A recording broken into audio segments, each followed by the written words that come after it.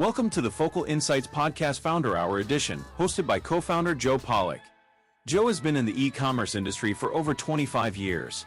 He grew and bootstrapped his own startup to a successful exit. Founder Hour episodes go behind the scenes to learn how some of the best e-commerce brands were founded, grown, and operated straight from the founders themselves. Founder Hour is brought to you by Focal Software, a new generation ERP and operation suite for e-commerce brands and third-party marketplace sellers. Focal was built with SMB brands and marketplace sellers in mind to help them grow profitably. Now let's welcome our host, Joe Pollock. Hello and welcome to the Focal E-commerce Insights Podcast, where we chat with e-commerce entrepreneurs about business, selling online, and how to overcome challenges for success. Today we have a very exciting guest, but before we get started, for listeners not familiar with the podcast or Focal Software is an e-commerce operations software and marketplace account management company. So if you need help growing your business profitably, please stay tuned to future podcasts or feel free to reach out.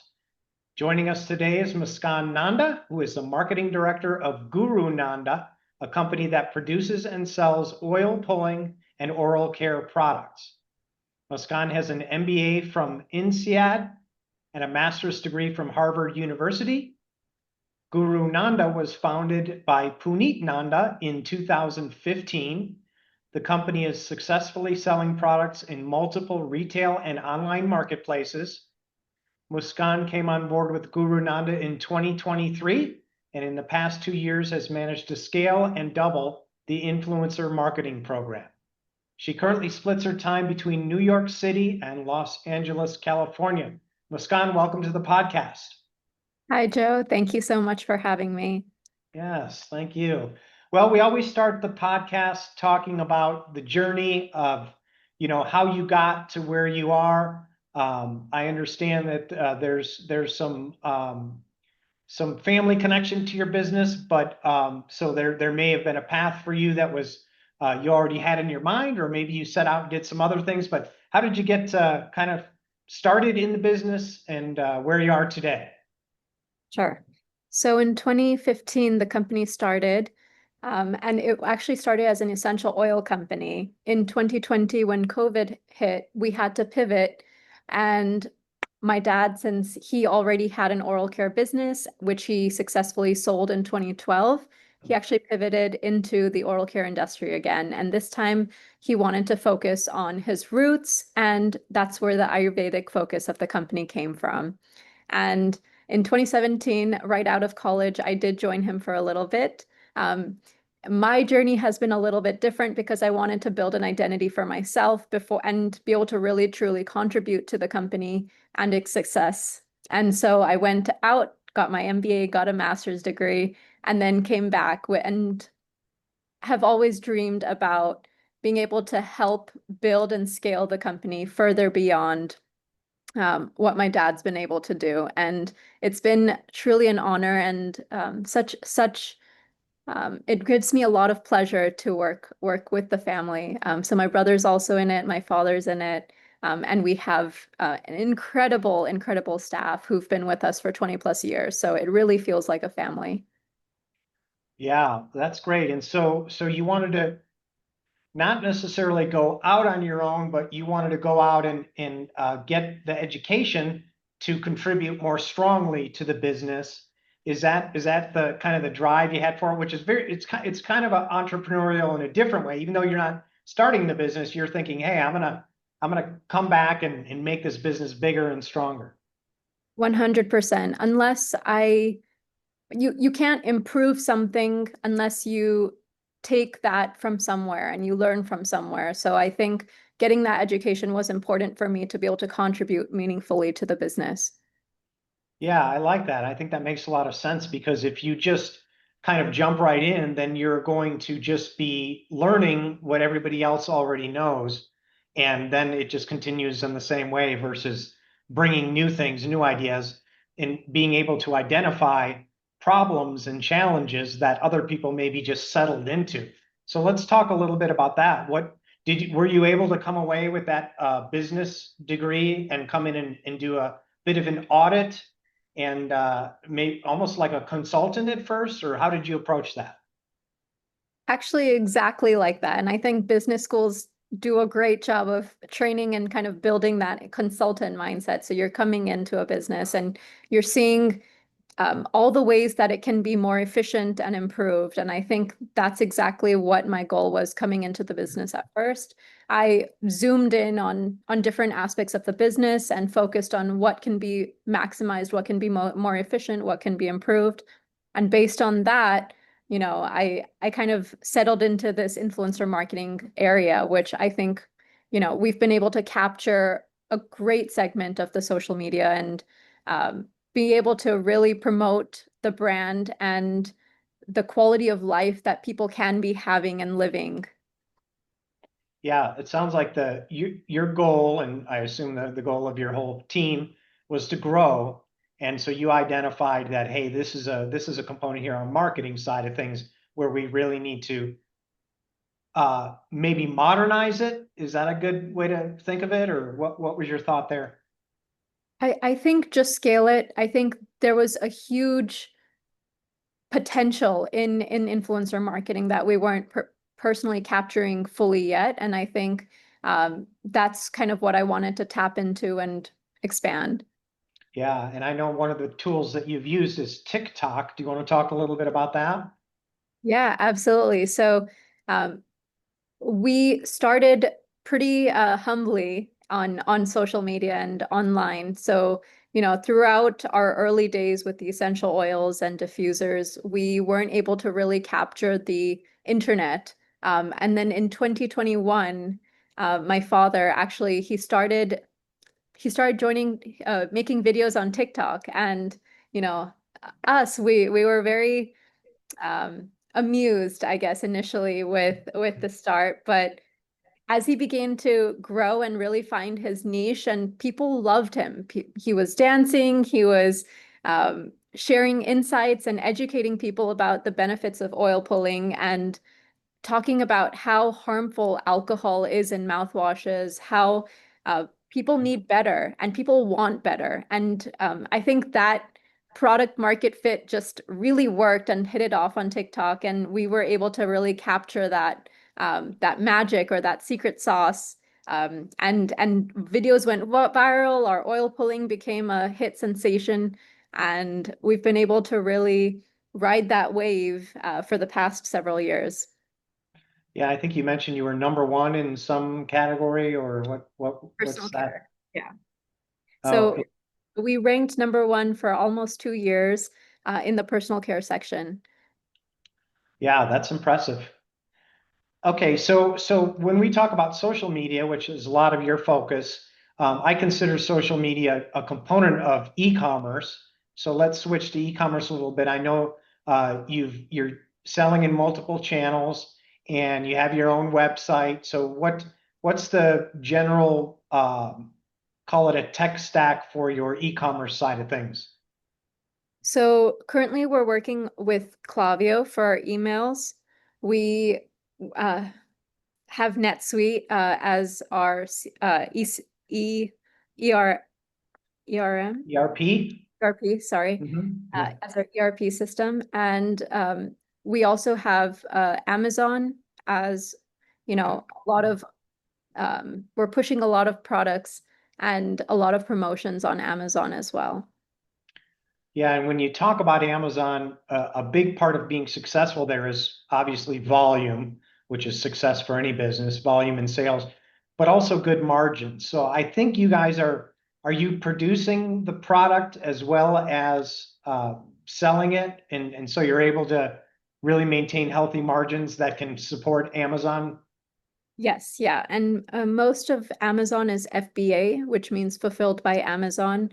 And that actually is, I think, a huge, huge benefit, being able to manage inventory and keep things available for customers so there's no stockouts.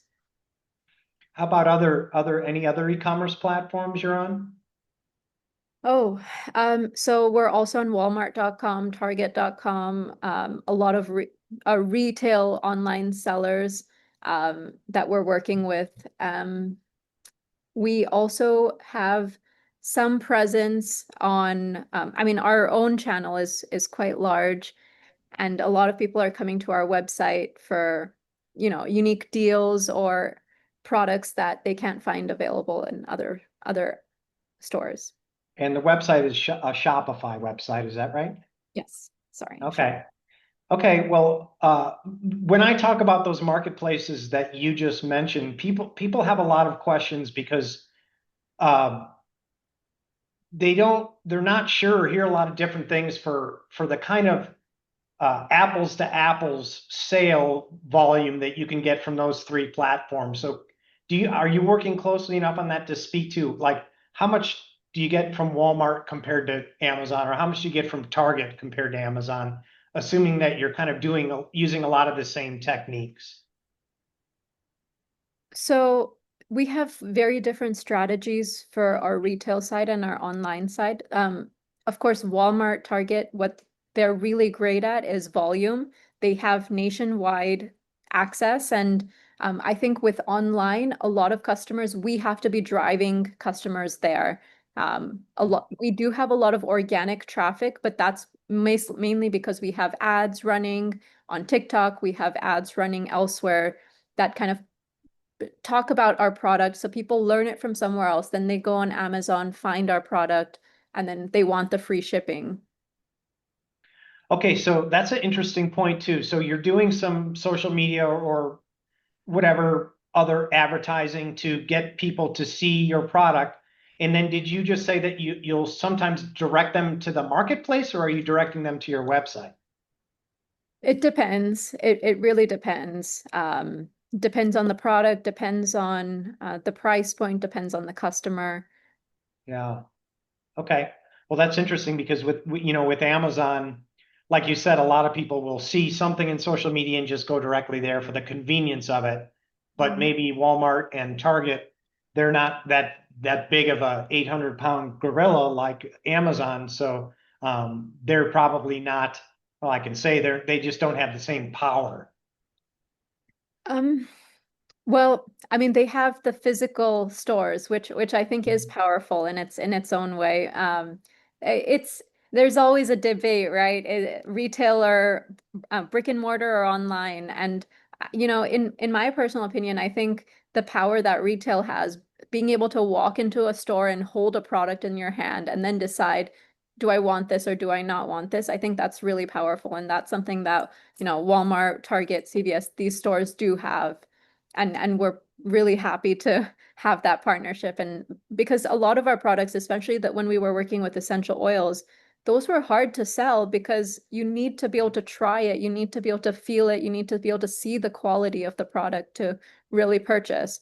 And so I think in-store activations really helped drive that.